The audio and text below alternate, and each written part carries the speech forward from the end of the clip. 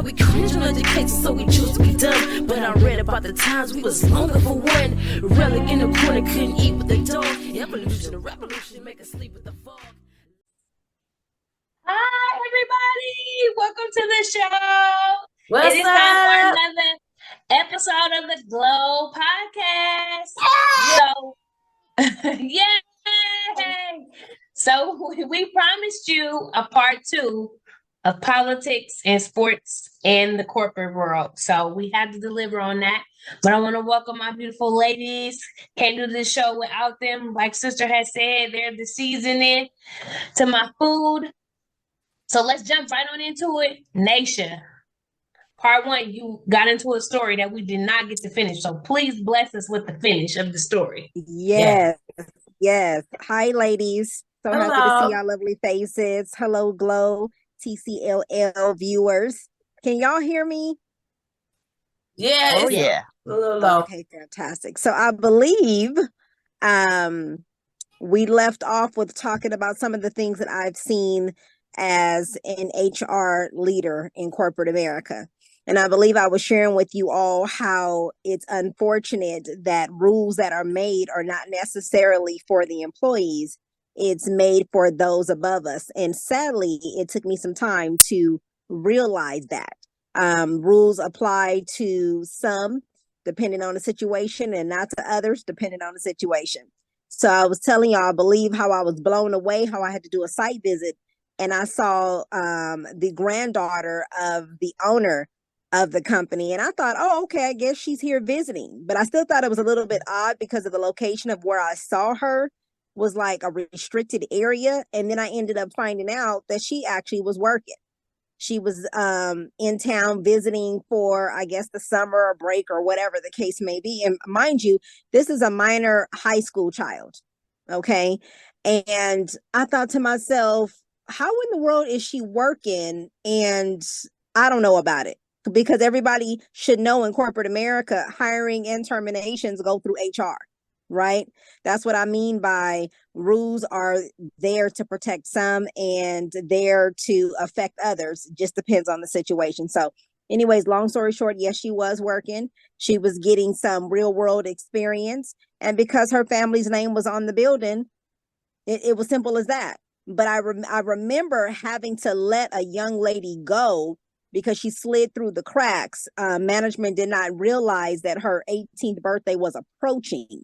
She had not yet turned 18. And we had to terminate this young lady during her training and ask her to come back after she celebrated her 18th birthday. But yet I have a 15, 16-year-old working who wasn't on the books per se, but was receiving a check.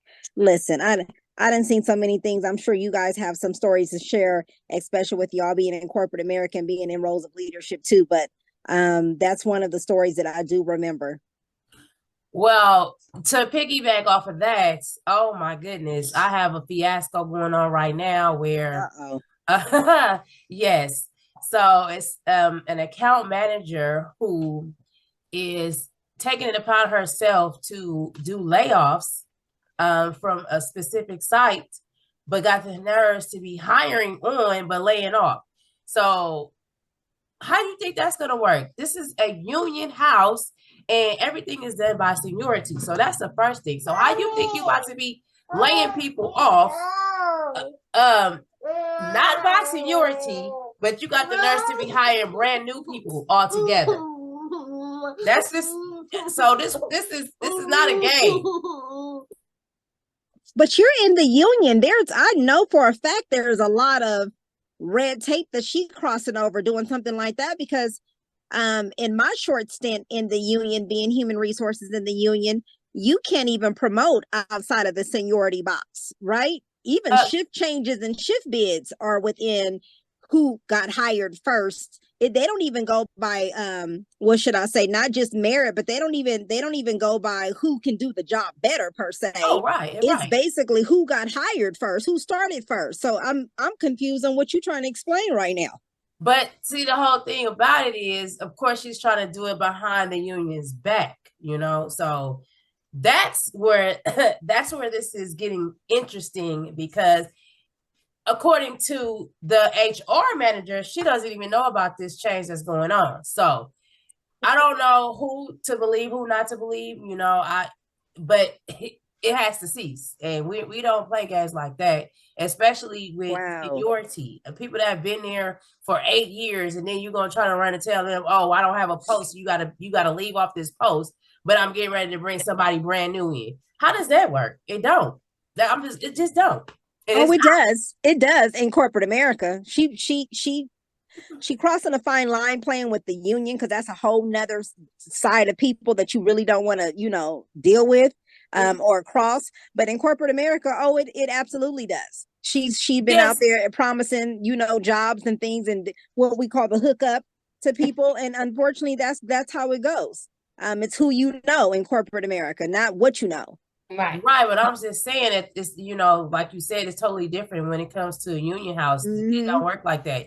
You can't get away with that. And that's what I love about being a part of union, is that games like that, it can't be played. We don't go for it. And it's not going to work out. It's not going to work out. No, I love the power. I'd be interested in finding out, now that the HR manager is looped in, what's her plan of action? Oh, she's gonna have to act. Well, first of all, it's gonna have to be action fast, like action Jackson. Right. You gotta get with it. Because even though we have a tone of asking, it's a very strong ask, and if you don't comply, then it's going to the lawyers, and that's what you don't want. That you don't want to have several cases going to lawyers, because that's money out your pocket and for the lawyers. But at the end of the day, you're gonna be paying people that you screwing off. You're gonna have to pay them too. Yeah. You know what, sis? My guess is that this account manager who is pulling this particular stunt, my guess is, I would probably bet my last dime on it, that this is not her first time, whether it be with your company or a different company. This is not her first time doing something like this, because people don't jump up, especially when it comes to the union. They don't jump up and pull stunts like this, not knowing how this is going to go, unless they've gotten away with it before. Yes. That's my guess. But the crazy thing that I'm gonna throw in there about politics and the corporate world, people think they're getting away with something. They think that nobody's gonna find out or anything like that. But you know what they forget? God sees everything. He's not gonna let you get away with stuff that you don't have no business doing. You can't just continuously get over on people, hurt people, and think that that's gonna be okay. You're not gonna have no consequences. God is the ultimate person that brings revenge. So what you think you getting away with, what you think you being sneaky about, God will He will take care of that. Especially when you messing with one of his. Oh yeah. Oh yes. Yes. So are you chiming in, Mom? Especially, let me tell you, and I'm not trying to gloat. I'm not trying to rub anything in anyone's faces, because we are growing tremendously, and we're gaining quite a bit of viewers. So who knows, who may know somebody that knows somebody. But it is so interesting how I have been done wrongs, bamboozled, sideswiped, and everything else a few times in corporate America. And instead of me showing my butt, instead of me acting up, I go ahead and keep my integrity and my dignity, and I go ahead and let it be. And I pray over the situation, or over that particular person or peoples who have wronged me. And I say, the Bible says, vengeance is mine, and I'm gonna let it be, because it ain't no way in the world. I don't know if it's gonna be today, tomorrow, next year, but it's about to happen. And I'm gonna tell you, I can't think of a time where I have been wronged by a leader or someone in corporate America, and I don't end up hearing through the grapevine how it came back to bite them in their butt. Now, what ended up biting them in their butt may not necessarily have been what pertained to how they wronged me, but they end up getting theirs. And I just kind of sit back with this little smile, says, see, I have this hoodie that says, God don't play about me. And that's exactly what I be thinking. Girl, I be thinking that when I just heard about a situation recently, and oh my gosh, this lady's empire is like literally crumbling. Literally, like crumbling. And I remember my last conversation with her, as professional and polite as I could have been, was letting her know, I may not be able to do anything about what you're doing, but the God that I serve is definitely going to take care of it. Mm-hmm. And I want you to remember this conversation that we are having. When things start falling apart or not going the way that you're used to it going, I want you to remember it's because you touched one of his. But you have a wonderful day. And let me tell you, let me tell you what I say. If that's not happening right now, I just kind of sit back with that little smile on my face, like, I feel bad for the situation because her empire crumbling affects other innocent people. But at the same time, the lesson was to be learned for her. And God is not playing when he says, touch not my anointed. Oh, Hello. yeah. And I bet you she didn't believe you when you said it. I'm sorry, Mama. Please go ahead. I didn't mean to cut you off there. No, I was just finishing. Take not my anointed and do my prophets no harm. Thank you, Mom. Thank you. Yeah, I'm sure she you probably guys just can brushed that relate. off. Like, she mad. It's whatever. She probably was like, ha ha ha. Oh, who's laughing now? Uh-huh. Or how about one time when I was literally kind of led away from another company that I was at, and I was ready for a change, but I went ahead and went with this company with all the promises and all the opportunities for, you know how they paint these pictures. We are a family and you got growth and this and whatever.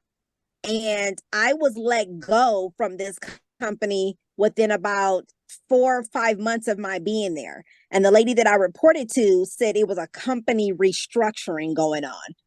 And I thought companies don't just up and restructure, overnight. You had to have known something was going on prior to bringing me on, or this is something that you are labeling as a restructuring because you don't have no, reason to actually be removing me. So, anyways, long story short, I ended up finding out from an associate of mine who I started to build a relationship with after the fact that it had nothing to do with the company restructuring. It was the fact that she just didn't think that I fit in with her program because I didn't eat lunch with people. I didn't care what you was doing on the weekends. I didn't care who was with who. No, I don't want to go to your baby's birthday party. I came to do my job and I went on home. But this lady kind of had an issue with that. And I ended up finding out that that was the reason why she let me go. She just didn't feel like I kind of fit in. Why did I ended up finding out just a couple of months ago that she was let go because of a company restructuring? Huh. Yeah. Mm-hmm. Wow. Let me tell you a story What? about me. Like, when we had these issues with the pandemic, and let me tell you, ladies, I was on a hustle. I had about 9 jobs in that between that time where the airport was pretty much shut down. I had about 9 jobs because I needed to make things work. One of the jobs that I had was on a food truck, and I'm always humble. I don't look at any job that I've had to work as like, oh my God, this is beneath me, because that's not how you prosper in life. But anyway, so I was working on this food truck, and we had an awesome team. Our initial team, because it was brand new to the area.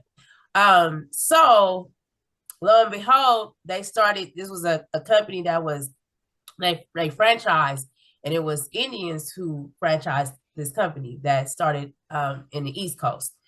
So lo and behold, after a little while, they started hiring more Indians. And as soon as that happened, they would not put me on the schedule for more than 1 or 2 days. And I'm like, I've been asking for a full-time schedule. I started with you guys, so what is the problem? But as soon as they hire one particular guy, he's an Indian guy, they gave him 40 hours immediately. So I'm like, oh, y'all think, yeah, y'all playing with the wrong one. So I instantly was like, oh no, this is not happening. I'm not doing that. If you don't put me on 40 hours, I'm gone. I was ghost.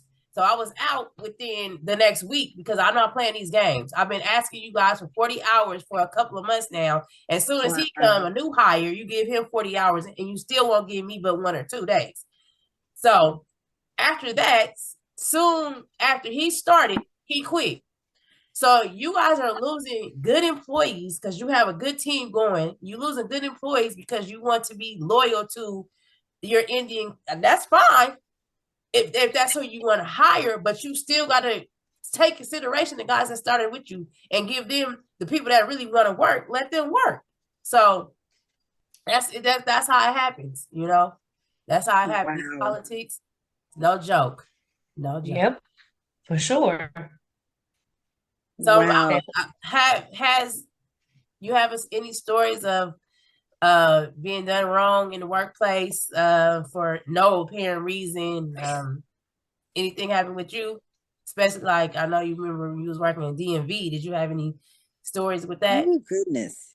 I didn't have any wrongdoing. They didn't do anything wrong to me working at DMV, but I was a driver's license examiner, and I had to deal with a lot of people. You know, there was some, like, I was in my 20s then, and then I was giving drive tests to people who were in their 50s and their 60s and their 70s. And when they didn't pass, they want to say, well, I've been driving before you was even here. I've been driving when you were in diapers, and you were gonna fail me. And I said, no, I didn't fail you. You failed yourself. So then I had one young man. I told him to make a left turn, and he was a foreigner. So what he did is he made a turn and was going down the one-way street. So oncoming traffic. So I had to hurry up and make him turn and pull over. So I had to drive the car back. So it's not that they did anything wrong. It's just that it was very interesting, to say the least. Okay. One little lady, she had all kind of pillows because she was so short. She had all kind of pillows, and she had where she could reach the pedal and see over the dashboard. And I took her just a few blocks, and she pulled over and she said, no mas, no mas. She was about ready to cry. She didn't want to keep on going. So I had to move the pillows out the way. See what, you know what, Mom, that's an interesting point of view, because this may not have been about you being personally done wrong, but you've run into people who expected privilege and priority. You know what I mean? Yes, yeah, I've seen that a lot as well because of how long they've been here. Oh my goodness, especially being in HR. That's one of the first things that people who had longevity in a company would say, oh, you gonna do me like that? And I've been here for such and such amount of time and things of that nature. So yeah, it definitely goes both ways. Yes, for sure. Yeah. Absolutely. How about you, Nay? Because you've been in the same industry for quite some time. Yeah, I definitely have. And I have seen some stuff, because I'll say in the particular industry that I work in the region that I work in, it's just really, I want to say in the region, because in other regions where it's predominantly Black population, it's a little bit different. But where I am, I've seen, I'll say it like this: people of color, they do not want to put in very high positions. They put us in positions that to appease us, to make us feel like they're giving us something. But when it's time to go up to the plateaus that we should, they want to hold us back. And that's because of the color that we are. So that's what I have experienced. Now I know that that's a part of life too, because of the color that I am. But yeah, that's what I have witnessed the most. And of course, you know, it's been done to me. I've been passed over. You know, it would never be said that it was my color, but it was my color. Just period. Because I don't look the part. I didn't look the way, you know? So I can't specify, you know, a specific story at this moment, but that is what I have seen for many years. Well, I definitely can. So much so, I'll be honest and say this. One HR person that we had who was also African American said that she actually had to stand up and speak up for me one time. Like, okay, what's going on here? Y'all keep on passing up on Janae. She started to feel some type of way. Like, she's been there this time. Why? When is she gonna get her opportunity? What, you know, she basically was like, what's going on? She pulled me to the side to tell me this, that she was like, no, I had to say something in our meeting about you because I'm getting tired of this. She was getting tired of it. So it's like, she was like, your name keep coming across my desk and I keep having to tell you, no, you didn't get this position. And she's like, I'm trying to try to find out why. She was like, you have never had any, I've never been in trouble, never had any type of, they never had to talk to me, pull me in the office, nothing like that. So she was like, there's nothing in your file that's telling me you don't qualify for this job. So, yeah. Right. Well, I've had a few. So I appreciated her. Oh, I'm sorry, Mom. What you Oh, say? I'm sorry. I was going to say I've had a few interviews where they said, "Well, you are overqualified," so that was their reason for not hiring me because you overqualified. Yes, And once you get in the job, you gonna get bored with it and you gonna quit. And you yes. gonna I need leave, money. yeah. No, I need a job. I need money. So go ahead, Nate. No, I agree with you, Mom. Those are the reasons. The reasons that they come up with, And I'm gonna tell So, you from an HR standpoint, that's a bunch of BS. That's a bunch of mhm, horse poo for them to tell you mhm, that you're overqualified. Okay, even if that were true, you already knew that when you read the job description and applied for the position that Right. this may have been a little bit beneath your standards or with you what you know you can do. But like Mom just said, this ain't about the title. This is about I have some business, some bills, some babies, so whatever the case may be that I need to take care of. So I just need a job. But that you're overqualified, them making this decision for you that you're not going to work out here. I don't want you to be bored. I don't want you to be burnt out. That's another way of passing you over because you just don't fit the Right. description or you don't fit in with the existing culture. So yes, Mhm. that ain't no compliment.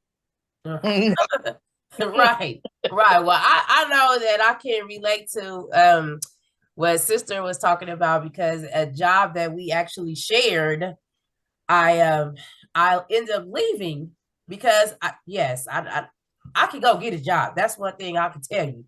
Mhm. So I applied for a job that within the company that I was qualified for. I had a degree and I was already doing the job, except I didn't have the title. So I applied for the job and didn't even receive interview. They just totally passed me over and hired somebody from outside of the company, which is not cool when you have someone that is qualified within the company.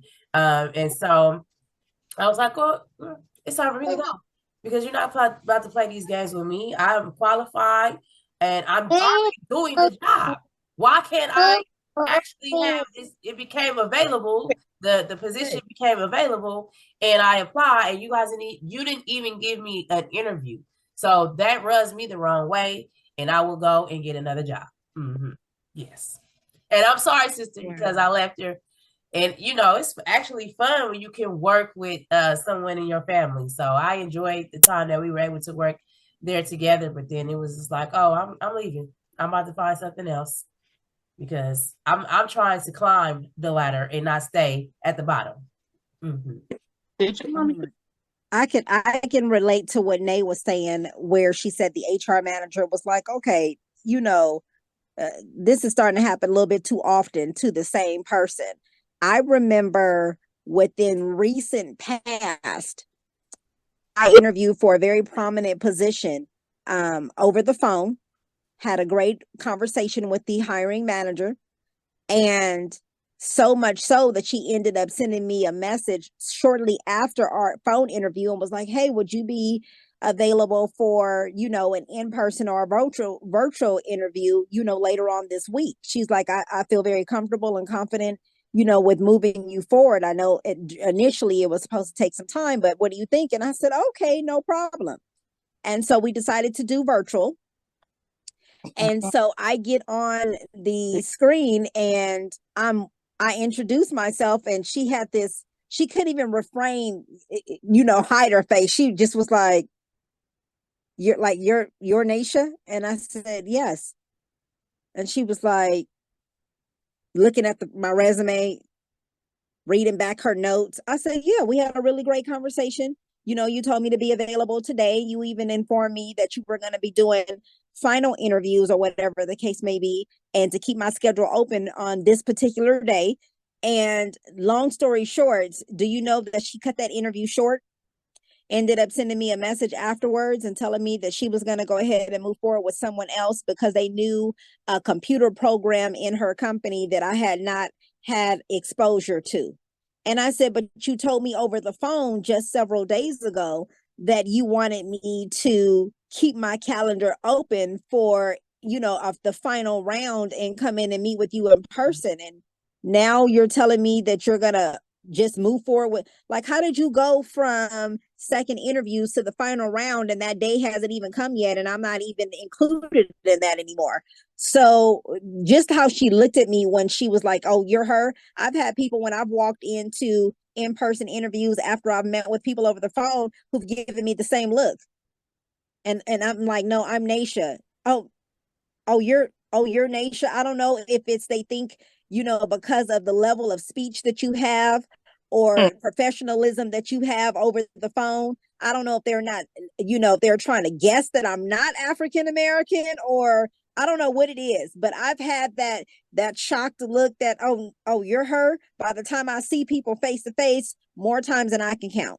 So when they says, they clearly were passing me over because they did not want to see, somebody of my skin color with that title or in that level of leadership. Oh, I've had that happen many times. Well, I had that happen to me as well. It was during the time of the pandemic, and I was putting in applications for it along the lines of a writer, because we all know that I am a writer, and this was a job that I was like, oh my goodness, this is something I could do, because it was writing and producing.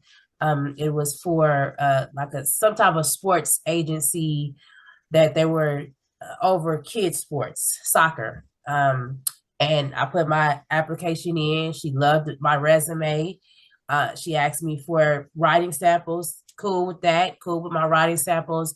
But then when we had our Zoom meeting and she saw my face, oh, the story suddenly changed. That, oh, I wasn't the right candidate for this position. And I felt it. I saw it in her face, like you said, Naisha. I saw the change in her face when she saw the color of my skin. But it's not okay. It's not okay. Yep. I'm good on paper because, of course, my name Leah Taylor. You can't really tell what I would look like, but when she saw me, oh, it was over. It was over.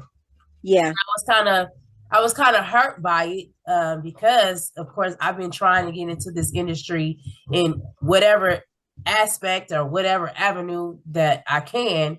And I finally got someone interested in my resume and in my writing samples. And then when you see my face, now it's a problem. Now it's a problem. Yeah. And they can't even hide it. I mean, like the tone, you're not even the same person that I just had the conversation with just recently. Mm-hmm. You know what I mean? The tone changes, the look change. I remember recently, not recently, but maybe within the last, year or so, having a group interview where this young lady in Canada was like, I've already told my boss all about you. He is so excited. I met the boss and he was Caucasian. He was actually Australian. And he was like, I hate that feel like we're moving you so fast, but, I trust her instinct. She's always hired great people. She brags so much about you. We just have one more person that you need to meet. And together the final decision will be made between her and I. And when I tell you that this lady sat on the Zoom interview, she had no questions for me. She wasn't being responsive to anything that I was saying. She had this look on her face like she was literally doing my interview from a landfill. Her nose stayed scrunched up. Like I'm telling you, I said this, I'm looking at her, trying not to focus on how she's looking at me. Everybody else is smiling and laughing and making little comments and, asking questions. A couple of times her colleagues asked her, like, do you have anything to ask, Nation? She's like, no. And then I end up finding out, like maybe a day and a half, 2 days later, oh, I'm sorry, we decided to go with a different change. We're going to go in a different direction. I said, well, what direction could you possibly be going in when y'all rushed me along? Like they even talked about a schedule. They asked me when I'd be available to come up and do a site visit, the whole nine. Wow. And then as soon as I got on this other with the other deciding person, she just, when I tell you, her face was the whole time. And I thought, really? Like, you're not even going to try to hide that this is an issue. And then the crazy part is that if I would have gotten the job, I would have been her partner.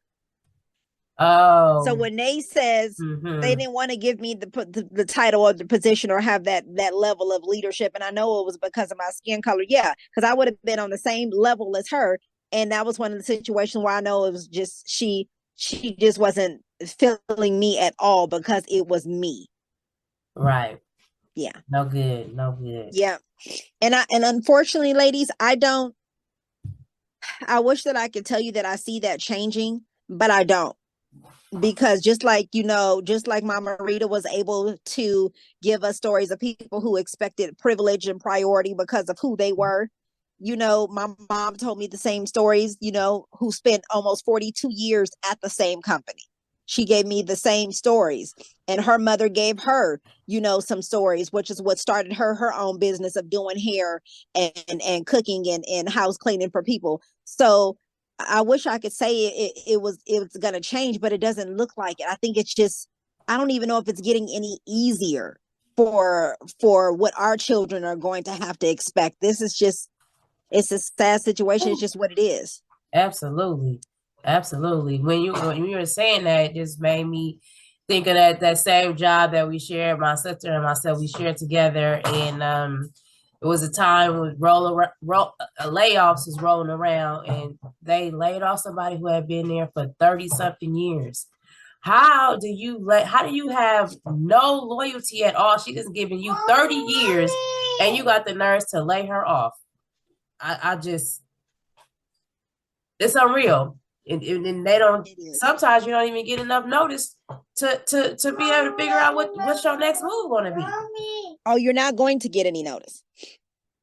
I can tell you that from an HR standpoint, because if you give a person who has any kind of integrity, if the head of the household who has responsibilities, any kind of heads up that they about to be on the chopping block sometime soon, most people, this younger generation, they like, oh, forget it, I ain't coming in. I ain't wasting my time, my gas. I'm not getting up, whatever the case may be. But our generation and older, they start putting in the efforts to start looking somewhere else. That's just common sense. Okay, absolutely. Well, thank you for the heads up. Let me start looking for something else. And so selfishly, corporate America's like, if they start looking for something else, then they gonna start slacking here. Or if they find something else, okay, then they gonna leave me with having to handle their job. And people above you don't want to do what you do. No, they do not. So that's why you don't get no heads up. That's why you get to coming in working your 8 hours, and then by the time the end of the day comes, you got 5 minutes for you got to clock out, and somebody calling you in the office to give you your last check. That last check was sitting there 3 days ago. And that's not even enough notice. That's not even enough notice. No, it's not. But that's how they did us at the airport when we were getting ready to get laid off. They wanted to hold on to us. We weren't able to jump ship at the time and go to a company within the same airport because they were hiring at the time. They held on to us, still talking about, oh yeah, we're trying to work it out. Didn't let us know that it really was coming, was a layoff. They didn't let us know that, but they held on to us and saying, oh, we're not closing for another 4 months. But that wasn't the case. That wasn't the case. Yep. Because if they let you know the truth, they still got a business to run until the doors close. They still got to try to get some type of revenue. They still got to try to get their ducks in a row.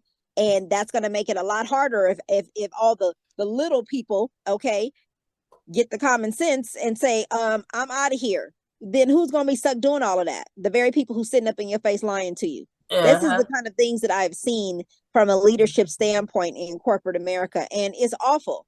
It really is, and I wish that I can tell you that what you guys have experienced is not what it is. It is. So how the little people get the little money, and they doing all the work. Yes, ma'am. And then you have people who do nothing, and they get the big bucks. That's correct. That's correct. And then what's so interesting, Mama Rita, that when you say that, oh my gosh, talking about big bucks, I was with the company for over 4 years. That, of course, from the HR level, I'm privy to certain financials and records, and things is just not looking right and adding up. I'm like the right hand of the VP. I'm asking the right questions. Like, hey, let me know, I got babies at home. Is this ship getting ready to sink? And she lied in my face for a very long time. I'm telling you, close to a year. This lady was lying in my face. So when the doors finally did close without any type of notice, we literally, was in a meeting one day, and by the end of the month, the doors were closed. Do you know, I ended up finding out that all the C leadership paid themselves severances. Oh, yeah. And nobody that was hourly or lower level management received anything. Not a gold plated pen, not a thank you card, not a nothing. But the C level people paid themselves severances for them to sit on, survive on, retire on, whatever they would. That's the other thing that I see happening. So when you say, Mama Rita, that they pay themselves the big bucks, but the little people is the one that's basically making the wheels turn. Oh yeah, that's the other part too. And that's absolutely ridiculous. That's absolutely ridiculous, because at the end of the day, people should care about people. It's like, I don't understand how people are so cutthroat and could care less about their neighbor, could care less about the person that you have worked next to and with for 10 years. And you don't give a doggone about their livelihood. You don't give a doggone that they have bills to pay, that they have a family to take care of, that they have to feed their family. Like, this is No, they don't. No, they don't. And it's not to say that people in C-level leaderships don't have the same responsibilities. They usually have more than what those who are living check to check have. But the point is that they have an abundance or a plethora that will be able to carry them for a while. And they know that the people who are working hourly or people who have lower level positions are literally check to check. They coming into work sick, because they can't afford to miss no days. I was the type of employee that my sick days were for my children. My sick days were for the days that the school said your kid cannot come to school because they are sick, and I needed to be home with them. I didn't take sick days for me. I was at work sick. Okay. So that's the kind of employee I was. And yeah, no, people higher up do not care anything about that. It's how can I maintain my lifestyle, even if it costs me her, even if it affects them, even if I know such and such's child or family has medical issues, even and they not gonna have this insurance, even if I know she's a single parent or he's a single. No, none of that matters. None of it. And I wish I could tell you that it does, but honestly, for my time in corporate America, I've been in just about every industry you can think of throughout corporate America, and the only thing different is the name on the building. And I'm definitely seeing that with all of these big corporations that we fight against every single day. That's the only difference too, is the name on the building. Mm-hmm. Yeah. Because they have similar issues. They're all stealing money from the employees. It's like, oh my, it's a hot mess. And so you have so many that work at these companies that my workload is just like piling on top of each other, mm-hmm. And me being a shop steward before going into a union rep, I was like the liaison. So I would try to tell people how it really is. People are always, oh my God, what am I paying you for? You can't help me. People get upset with your union rep. But do you know that I gotta work 10 hours sometimes, that I'm working at 8 o'clock at night sometimes, that I gotta wake up at 7 o'clock to try to get your stuff together because it's taking me 4 days to just deal with one little small issue that I gotta send this email. Yeah, and I'm just like telling people, look, you gotta cut your union rep some slack because they're dealing with a whole lot. They dealing with 1,000 of you, and it's only one of them. And so I always had to share that message and bring some people down because their stress level, of course, we understand that this is something that's happening right now and it's affecting you right now, but that I have 12 right now that happened just today, and it's only one of me. So Lord Jesus, it is a fiasco out there, and it's just it's hard to sleep sometimes when the type of person that I am. I carry everybody's weight on my shoulder. So shoot, Mhm. just this morning, I'm trying to sleep to maybe 7 o'clock, 8 o'clock. I woke up at 3 a.m. I woke up at 3 a.m. because I have issues with my asthma. But what kept me up is everybody that was on my mind, because I'm worried about, what they're going through, because I know exactly what they Yeah. have been through. Yeah. What they're going through, I have been through. And so that is it's a scary feeling. And I want to help any and everybody that I can. And if we had a world where people felt and dealt like me, always wanted to help somebody, we'd be better off as Of course we would as a be. unit, as the world, as the people, as a community. But that's not how it works. It's nothing but Well, we corruption. can see from the top down, speaking of the world, okay, not to get too far into politics, but we can see from the top down that what's going on in corporate America is never going to change because the top down operates the same way. Mm. Corporate America has this saying. I learned it quite some time ago. It's called a WIFM. You guys have probably heard that acronym. What's in it for me? Uh-huh. Oh yes. And that's unfortunately how corporate operates. You are a rare breed. Sis is a rare breed. There's a few people who are a rare breed that actually care about how their decisions or their day-to-day are going to affect the lives of others. They can't sleep at night knowing that they didn't make the right decision and it's going to cost somebody something, or I had to let this person go, or I had to give this person bad news and how it's going to affect them and their family. There's only a few people who actually feel that way.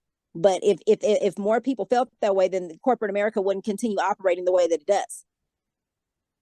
If everybody took a day off, everybody across corporate America took a day off the same day, that would shut everything down. Wow. That's the only way you're going to make a change. Is everybody has to get on the same bandwagon and shut down. Mm-hmm. That's not a bad idea. The ones at the top, they may try to handle it, but they don't know what to do. Right. One doing it all this time. All they're gonna do is lose money. But that's a good point. That's how we were able to start right on the back, on the front of the bus instead of the back. Is because we took a gigantic action and shut the they strategically planned out. They planned that. Rosa Parks was a part of the plan. They picked her. That just didn't. I mean, I don't know about you guys, but I know growing up when they taught me about that, I thought that was just like one day she was like, I can't take this no more. No, they planned that. Martin Luther King and his group, they planned that. That was a strategic plan to execute. And look how that worked. Mm-hmm. See what happens when you work together, when you come together? Not only that, sister. Go ahead. Sorry, go ahead. No, please go ahead. I was gonna say, not only that, it's about role play too, because it's actually a movie that you told me to watch, The Butler. I love it. And they had to do role play. They had to prepare themselves for what was going to happen. So when they sat at those lunch counters and refused to get up because of the color of their skin, they refused to get up. They had to go through being punched in the face and being pushed on and being spit on. But they went through that process before they even got there, so they could expect it and so they could know how to handle it and be immune to the abuse, so that they could make a stand. And that's what they did. And that's why we strategic planning. Yeah. Yes. It's all strategic, like you said. Absolutely. Okay, so earlier I was like, man, I don't have a story for y'all, but I do have a story for y'all. And this didn't happen to me, but this happened to my husband. So, first of all, my husband has years and years and years of experience as being a supervisor, a lead, positions, all like that. I mean, a good about 21, 25 years of experience doing that.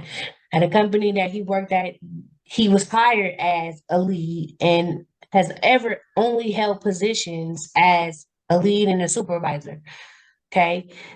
Been there for years. It's time to, a manager is leaving. So now it's time to replace that manager. I kid you not when I say everybody involved was like he's going to get that. There's no other candidate for it. He was the perfect fit. Okay. However, the person who had the final decision was not in-house. So did not know him the way everyone else around him. Even the manager that was leaving suggested him to be the manager. Okay. But this person who comes from somewhere else to do the interviews and all this kind of stuff brings somebody with her. This person has never even been a supervisor, ever. Interviewed them, gave them a job, pushed my husband to the wayside. Wrong color. Wrong color. How can you pass over somebody who has been a supervisor the entire time they have worked here, the entire time? And you're going to give somebody a management position that has never even been a supervisor? Here's the crazy thing about it. My husband used to tell that person when to go on break. But now he has to report to them. See, that's dirty. You know that was Wow. dirty. And that's nothing but politics right there. Wow. The job was so much as promised to him. Right. And that one person, yeah. So if that's not Absolutely. politics at its finest. That's crazy that you say that, because I heard a similar story just today. Just today, someone was hired as the lead slash supervisor. And so at one point after he got hired, they started making adjustments because another manager came in, and he started making adjustments. So dropped this guy down, back down to regular, right? But he was hired as a lead slash supervisor. Then after that, when they start hiring again, they brought somebody totally from the outside, made them the supervisor slash lead, and now this guy is out of a position. Once again, seniority. He has seniority. So if you're able to hire again for a lead, why in the world did you not put this gentleman in that position instead of bringing somebody from the outside? Right. Politics. And the first person that was supposed to be considered was the original person in the position. Absolutely. Mm-hmm. Yeah. I'm telling you, we can go on and on about the different stories. I haven't even begun to tell you about some of the stuff that I've experienced. I done been in positions where, remember I told you about that itchy sweater you have on? You're like, I got to get this off of me. Well, I have felt like that because I'm like, I just don't fit in here. And you know what they say, if you sit in a horrible environment long enough, you're going to start to move and operate like that. It's just impossible for you to either you're going to blend in and become like them, or you're going to be so uncomfortable where you try to figure out how you're going to get out, especially if they're not accepting the change you're trying to make. And this particular company was fighting me on the change in the culture that needed to be made. Now they hired me talking about they needed somebody to come in here and make changes in the culture. But when I came in there and started doing that, then all of a sudden I became the target. And I'm like, I can't do this. Like this, like I became so uncomfortable just being there, because I knew that what they were saying and the spiel that they were giving new hires and whatever else the case may be it was a bunch of mess. It's just, you know what I mean? Corporate has this unspoken, you say what you need to say to get the people in here.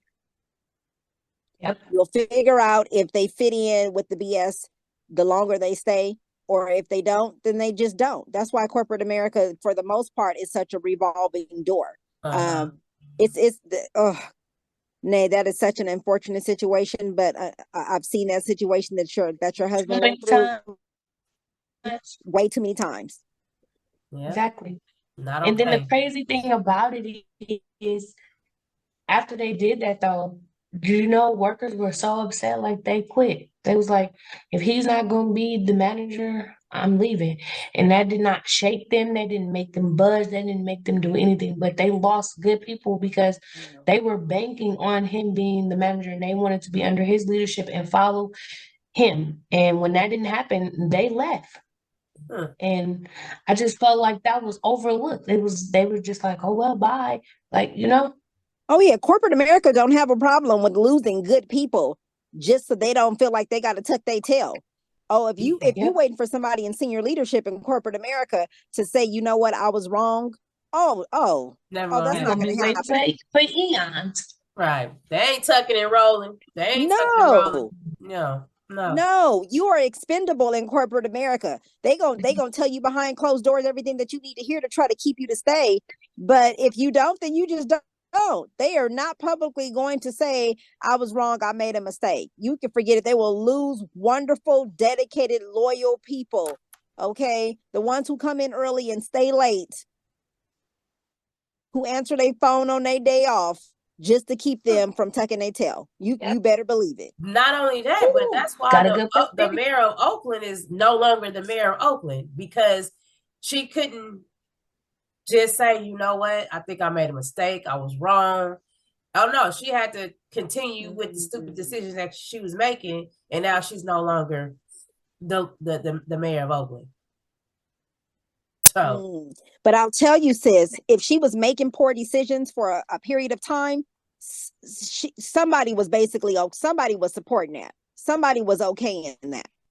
somebody was okay in it, but she was the one in the front of it, which she should have been the one that said, you know what, because it was her that made this decision. So by you saving face, you lost your job. Mm-hmm. Because you put a whole city at jeopardy because of the decisions that you were making. And then your ego so big, and your ego so big that you can't admit to anything. Okay. Yeah. Right. That's exactly. Politics, and that's what's the topic of this of our episode. That's politics at its finest. At its finest when it's at its worst. Yes, politics in the workplace. Yes, is my ego too big that I can't admit that I was wrong? Yes. Absolutely. Am I going to lose a handful or even one great person who has shown their dedication, their loyalty? Yes. And it's going to continue happening. Unfortunately, that's just the way that this ship runs, and it's a sad situation. It really is. Yep. The way the cookie crumbles. Wow. And I'll tell you this, the one thing that when I first got involved with the union, the one thing that blew my mind, and it still blows my mind, but it's just something that I pass along, is we were complaining about, okay, we don't have this, we don't have that. Our customers are complaining about this, we doing this is not working, this is not working, we don't have this over here. Oh my goodness, this broken over here. We had so many complaints about what wasn't working or what they weren't doing. And you know what I was told? A company has the right to run their company into the ground. As long as it's not affecting your rights, there's nothing we could do about it. And I was like, oh my God. You're causing us so much stress because you're out of 10 beers when you only have 12 taps. You're out of napkins every other day. You're out of plates. We out of everything. How are we going to run your company when we don't have the necessary tools? But then we're told, oh, the company has the right to run it into the ground if they want to. I'm like, oh, wow. Not only is that affecting your business, but it's affecting us because we can't do our jobs. That means it's affecting our pockets because we're not making any money. But absolutely, you can run your company into the ground because you want to save your ego because you know you're wrong and you're not doing your job. Mm-hmm. Yeah. Wow. Yeah. With that, does anybody else have any stories to share, or we can? I'm sure we all have plenty. Okay. And you know what? For our wonderful viewers out there, I would love for you all to send us some emails or reach us on one of our social media platforms and let us know about some of the things that you all have experienced, because I'm sure that some of you all out there have had some stories that would blow our minds. So yes, this topic doesn't just stop with the four of us have experienced. We want to hear from y'all as well. Drop a comment right here on this YouTube, make sure you like and subscribe as well. Because you are not alone. Don't think it was an isolated incident. Don't think somebody else has not gone through something similar. So share your story. Mhm. I have a quick question, not only for our viewers who can drop a comment, but I have a quick question for you ladies as well, for whoever would love to answer this. Being that we all have had similar situations happen, whether directly to us or indirectly through one of our close loved ones, if we had our own company and could run it the way that we want, what are a couple of things you wouldn't do? First of all, I can jump in because me and sis talk about this all the time. We always talking about how we are going to retain our employees for chaotic entertainment, y'all. We're going to be able to retain our employees because, first of all, we're going to treat them like people. Okay. Second of all, we're going to have all the necessary tools so that we can all succeed as a company. One of those, which is provide childcare on the premises. That's Ooh. we're going to be going that deep to make sure that everybody is taken care of. We're going to care about our people. We're gonna ask them for their ideas because that is so big. That is so big in corporate America or any kind of company. The ones that's actually doing the work, they never want to hear their opinions. They never want to hear how it can be ran better, because they feel like even though they haven't even stepped foot on the floor, that they know better than the ones that's actually doing it. So we definitely want to hear from our employees about their ideas, even to the fact where in this realm of entertainment, everybody has their own dream. So we're going to have meetings to where we're going to encourage those to, hey, this could just be a stepping stone for you. I don't want to try to hold on to you for 1,200 years. If you have a dream, let us know about it. Let us help you succeed in your dream. That's how we're going to be running our company. That's why we're going to be able to retain our staff. Exactly. Love that. And something else too is I'm so sick of the interview thing is, what would you do if this happened? Or what did you do when this happened? Like, I feel like we need a more personalized approach. Like, I want to know what type of person you are. I'm not looking for the correct answer or, I want to know more about you, be more in depth. So I would definitely like to change the interview process. I don't want to go in and talk to them hypothetical situations and scenarios. You know what I'm saying? No, I want to get to know you as a person because we want to create a culture where, it's a team culture or, mentality, where we all are together. We're working together for a common goal. This is not to pin anybody against anybody. So I want to know, do you fit into that?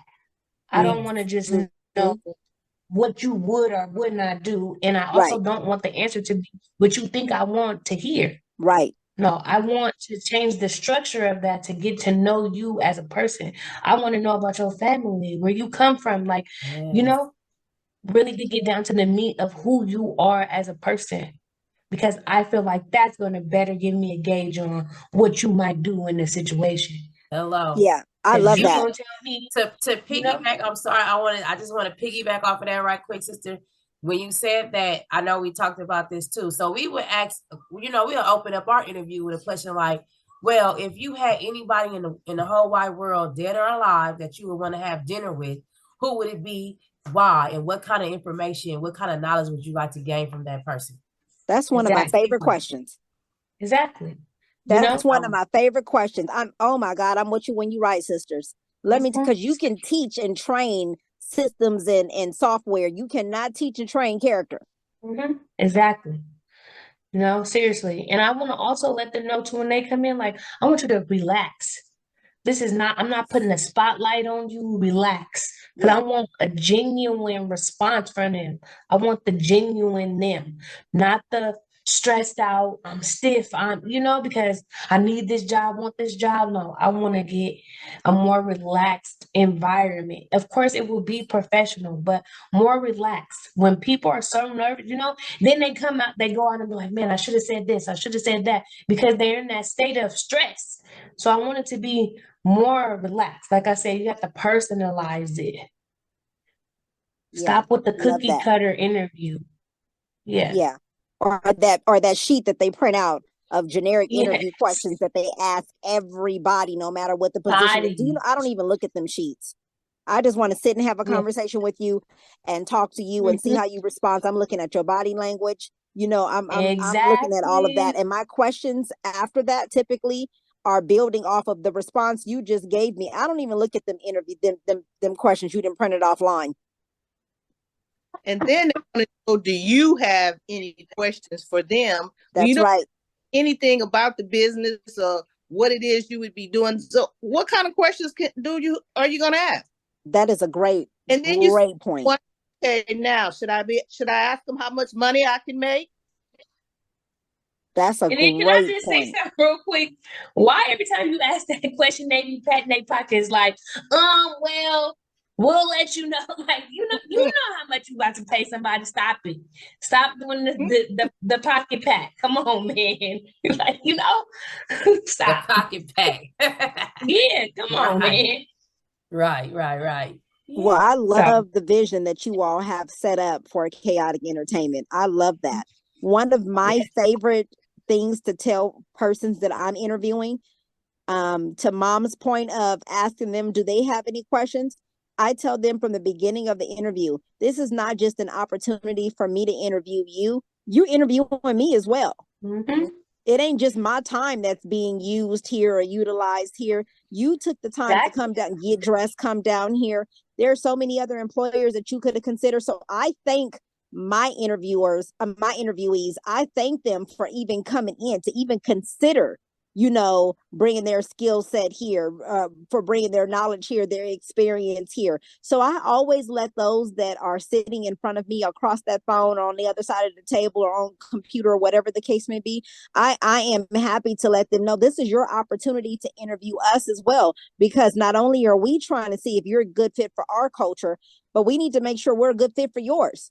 We need to know if we're a good fit for your school schedule, your babysitting schedule, your transportation, your commute, whatever it is that's important to you or whatever is going on in your life at this time. I need you to interview me as well. So I have no problem with you asking questions. So I like what you guys were saying about chaotic, because it fits right in. And that question that sis stated about who from past or present would you like to sit down with, that is one of my favorite questions. That's what I'm talking Love, about. yeah, love that. We would definitely have a better situation. But I'll tell you, the reason why a company like Chaotic and the environment and the culture that it would bring would be positive right where it's at, but be so slow to spread universally, is because at the end of the day, corporate makes decisions based upon how it's going to benefit their bank account, not how it's going to benefit the person. So it's not that chaotic in any of the examples and of how you guys are going to run the company or currently running the company. It's because you guys are making the company about the people. And corporate America, unfortunately, is not about the people. Exactly. And sister, is that not exactly what we want to do? We want to make it about the people, because when you create that type of environment or that type of culture, then like sister said, you'll gain that retention, people will stay. And then also that makes them want to work for you. Like, you know what I'm saying? So and when they feel cared about, then they're going to care about you and the success of the company and everybody around them. And that's when you're going to get better results. That's when you're going to get better work. You know, Absolutely. Okay. you It's shouldn't be afraid. Oh, sorry. Go ahead, Mom. something like my mom always told us that you can talk to me about anything, just know how to talk. So we could have an open door policy where you could come and express yourself, but just know how to do it. Do that. Mm-hmm. Exactly. Beautifully Because said. it's not what you say, it's how you say it. All day, and that's in any relationship. Okay. Okay. Business on down, Wow. business on up, whatever way you want to go. Okay. Yes. Just saying. All right, we So want to say, man, we enjoyed this one, y'all, but it's yes. time for us to say night for the night. And first of all, we want to say thank you so much for tuning in, always checking us out. We have a couple folks out there that always check in with us and be like, wait a minute, I saw the show. I loved it. I loved it. So we want to show our appreciation to our viewers. Yes. We definitely say, please email us. Let us know, comments, or even leave them at the bottom of this podcast today. But you can email us at booktcll24@gmail.com. Find us on all these platforms, TCLL. And we want to lead it out in prayer, how we always do. So we're going to pass it on to Mom so she can pray us out of here. All right. Well, bow your heads and open your hearts and your mind to the Lord. And we thank you, Father God. We thank you for all that you've done for us. We thank you, Lord, for this podcast. We are in this corporate America and all the politics, Lord, but you're in control. Yes, You're Lord. still in control, Lord. So therefore, we come to you. We come to the throne of grace with power, knowing that you have all the power, all the mercy, Lord. You open doors that someone else closes. You close doors that cannot be opened. So we thank you, Lord. We're asking for your guidance. You said in all thy ways acknowledge you, and you would direct our path. And we're asking for your direction as we go down this corporate America and as we follow and go on as in every way that we do. It's under your guidance that we look to. And we're thanking you, Lord, for you are a mind fixer and a mind regulator. So we're asking, Lord, that you touch the mind. Give us the wisdom that we need to deal with the things that is going on in this world today. We thank you, Lord, for our children and for watching over them and for blessing and keeping them and giving us what we need to take care of our children as you take care of us. And we thank you. In Jesus' name we pray. Thank God. Thank God. Amen.